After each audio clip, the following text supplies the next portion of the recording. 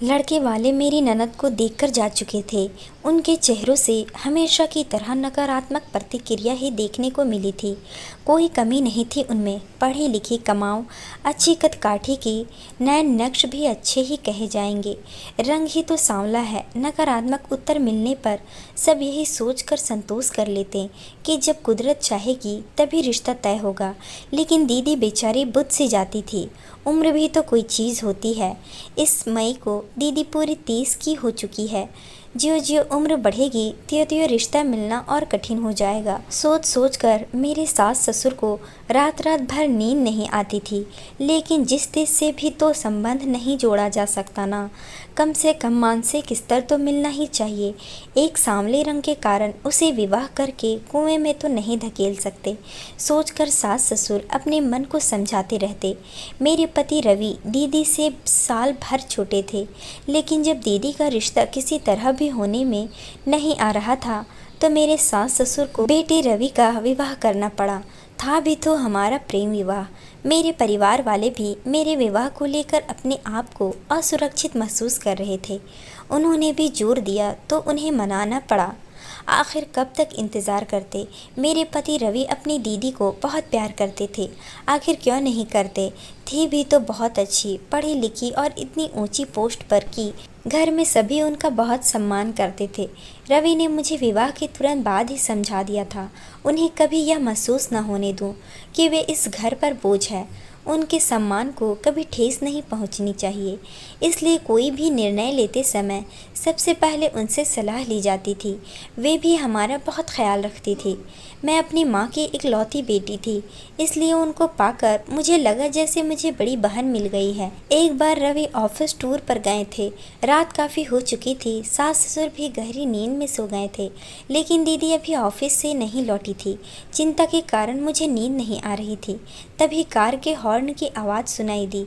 मैंने खिड़की से झांक कर देखा, दीदी कार से उतर रही थी। उनकी बगल में कोई पुरुष बैठा था। कुछ अजीब सा लगा कि हमेशा तो ऑफिस की कैब उन्हें छोड़ने आती थी, आज कैब के स्थान पर कार में उन्हें कौन छोड़ने आया है। मुझे जागता देखकर उन्होंने पूछा, सोई नहीं अभी तक? आपका इंतज़ार कर रही थी। आपके घर लौटने से पहले मुझे नींद कैसे आ सकती है मेरी अच्छी दीदी। मैंने उनके गले में बाहें डालते हुए उनके चेहरे पर खोजी नज़र डालते हुए कहा, आपके लिए खाना लगा दूं? नहीं, आज ऑफिस में ही खा लिया था। अब तू जाकर सो। गुड नाइट दीदी, मैंने कहा और सोने चली गई। लेकिन आंखों में नींद कहाँ, दिमाग में विचार आने लगे कि कोई तो बात है। पिछले कुछ दिनों से दीदी कुछ परेशान और खोई खोई सी रहती है। ऑफिस की समस्या होती तो वे घर में अवश्य बताती। कुछ तो ऐसा है जो भाई कम और मित्र अधिक है से साझा नहीं करती। और आज इतनी रात को देर से आना, वह भी किसी पुरुष के साथ। ज़रूर कुछ दाल में काला है। इसी पुरुष से विवाह करना चाहती तो पूरा परिवार जानकर बहुत खुश होता। सब उनके सुख के लिए उनकी पसंद के किसी भी पुरुष को स्वीकार करने में तनिक भी देर नहीं लगाएंगे। इतना तो मैं अपने विवाह के बाद जान गई हूँ, लेकिन बात कुछ और ही है जिसे वह बता नहीं रही है। लेकिन मैं इसकी तह में जाकर ही रहूँगी। मैंने मन ही मन तय किया और फिर गहरी नींद की गोद में चली गई। सुबह 6 बजे आँख खुली तो देखा दीदी ऑफिस के लिए तैयार हो रही थी। मैंने कहा, क्या बात है दीदी, आज जल्दी? मेरी बात पूरी होने हो पहले से वे बोली, हाँ आज ज़रूरी मीटिंग है इसलिए जल्दी जाना है। नाश्ता भी ऑफिस में कर लूँगी, देर हो रही है, बाय। मेरे कुछ बोलने से पहले ही वे तीर की तरह घर से निकल गई। बाहर जाकर देखा वही गाड़ी थी। इससे पहले कि ड्राइवर को पहचानूं वह फुर से निकल गई। अब तो मुझे पक्का यकीन हो गया कि अवश्य दीदी किसी गलत पुरुष के चंगुल में फंस गई है। हो न हो वह विवाहित है। मुझे कुछ जल्दी करना होगा, लेकिन घर में बिना किसी को बताए, वरना वे अपने को बहुत अपमानित महसूस करेंगी। रात को वही व्यक्ति दीदी को छोड़ने आया। आज उसकी शक्ल की थोड़ी सी झलक देखने को मिली थी, क्योंकि मैं पहले से ही घात लगाए बैठी थी। सास ससुर ने जब देर से आने का कारण पूछा तो बिना रुके अपने कमरे की ओर जाते हुए थके सवर में बोली, ऑफिस में मीटिंग थी, थक गई हूँ, सोने जा रही हूँ। आजकल क्या हो गया है इस लड़की को, बिना बिना खाए सो जाती है। छोड़ दे ऐसी नौकरी, हमें नहीं चाहिए, ना खाने का ठिकाना ना सोने का। माँ बड़बड़ाने लगी तो मैंने उन्हें शांत कराया कि चिंता ना करें, मैं उनका खाना उनके कमरे में पहुँचा दूँगी, वे निश्चित होकर सो जाएं। मैं खाना लेकर उनके कमरे में गई तो देखा वे फ़ोन पर किसी से बातें कर रही थी। मुझे देखते ही फ़ोन काट दिया। मेरे अनुरोध करने पर उन्होंने थोड़ा सा खाया। खाना खाते हुए मैंने पाया कि पहले के विपरीत वे अपनी आंखें चुराते हुए खाने को जैसे निगल रही थी। कुछ भी पूछना उचित नहीं लगा। उनके बर्तन उनके लाख मना करने पर भी उठाकर लौट आई। 2 दिन बाद रवि लौटने वाले थे। मैं अपनी सास से शॉपिंग का बहाना करके घर से सीधी दीदी के ऑफिस पहुंच गई। मुझे अचानक आया देखकर एक बार तो वे घबरा गई कि ऐसे क्या ज़रूरत पड़ गई कि मुझे ऑफिस आना पड़ा। मैंने उनके चेहरे के भाव भांपते हुए कहा, अरे दीदी कोई ख़ास बात नहीं, यहाँ मैं कुछ काम से आई थी, सोचा आपसे मिलती चलूँ। आजकल आप घर देर से आती हैं, इसलिए आपसे मिलना ही कहाँ हो पाता है। चलो ना दीदी, आज ऑफिस से छुट्टी ले लो, घर चलते हैं। नहीं बहुत काम है, बॉस छुट्टी नहीं देगा। पूछ कर तो देखो, शायद मिल जाए। अच्छा कोशिश करती हूँ, कहा उन्होंने। ज़बरदस्ती मुस्कुराने की कोशिश की, फिर बॉस के कमरे में चली गई। बॉस के ऑफिस से निकली तो वह भी उनके साथ था। अरे यह तो वही आदमी है जो दीदी को छोड़ने आता है। मेरे मुंह से बेसख्ता निकला। मैंने चारों ओर नज़र डाली। अच्छा हुआ आसपास कोई नहीं था। दीदी को इजाज़त मिल गई थी। उनका बॉस उन्हें बाहर तक छोड़ने आया, इसका मुझे कोई औचित्य नहीं लगा। मैंने उनको खरीदने के लिए कहा, वह दीदी बड़ी शान है आपकी, आपका बॉस आपको बाहर तक छोड़ने आया, आपसे ईर्ष्या होती होगी। दीदी फीकी सी हंसी हंस दी, कुछ बोली नहीं। सास भी दीदी को जल्दी आया देखकर बहुत खुश हुई। रात को सभी गहरी नींद सो रहे थे कि अचानक दीदी के कमरे से उल्टियाँ करने की आवाज़ें आने लगी। मैं उनके कमरे की तरफ लपकी। वे कुर्सी पर निढाल पड़ी थी। मैंने उनके माथे पर हाथ फेरते हुए कहा, क्या बात है दीदी, ऐसा तो हमने कुछ खाया नहीं कि आपको नुकसान करे, फिर बदहजमी कैसे हो गई आपको। फिर अचानक मेरा माथा ठकना कि कहीं दीदी।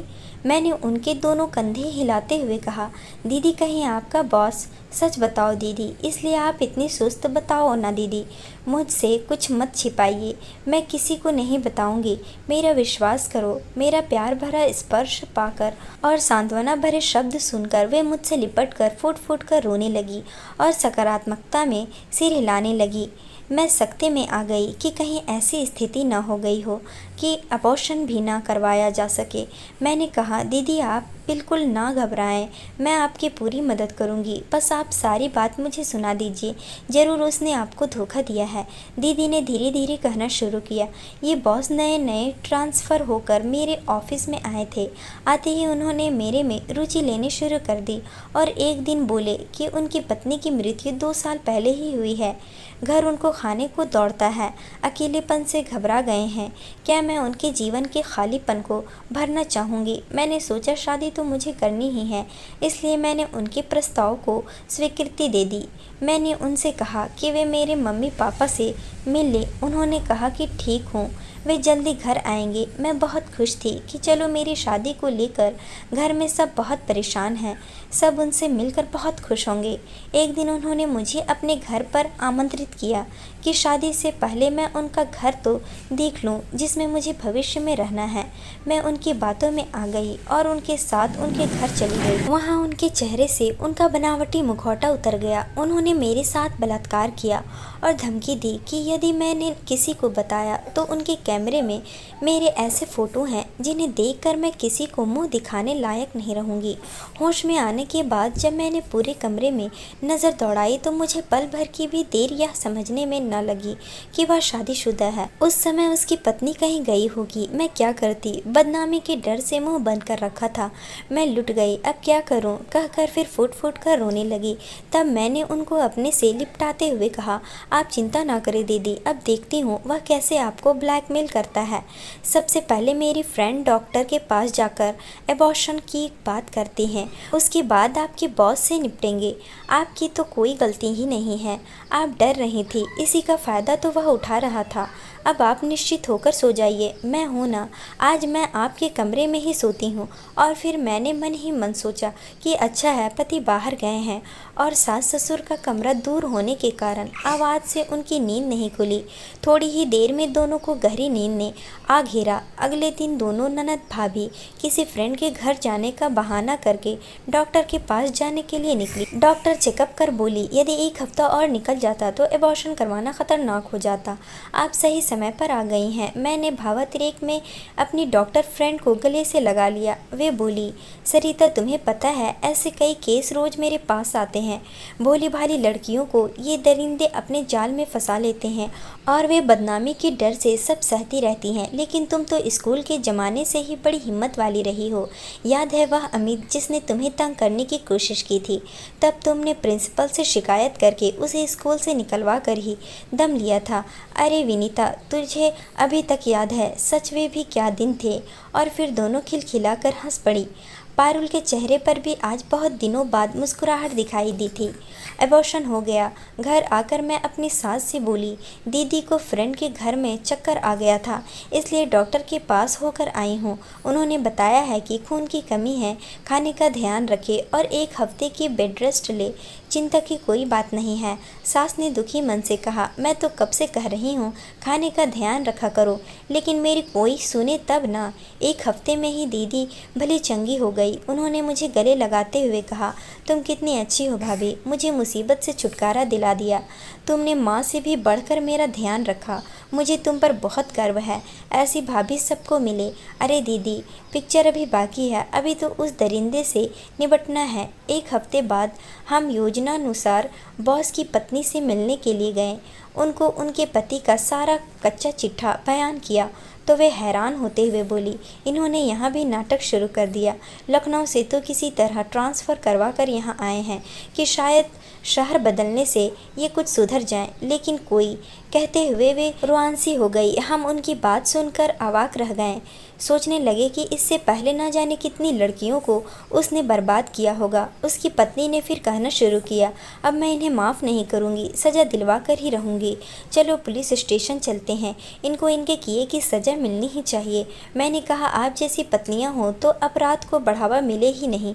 हमें आप पर गर्व है। और फिर हम दोनों ननद भाभी उसकी पत्नी के साथ पुलिस को लेकर बॉस के पास उनके ऑफिस पहुंच गए। पुलिस को और हम सबको देखकर वह हक्का बक्का रह गया। ऑफिस के सहकर्मी भी सख्ते में आ गए।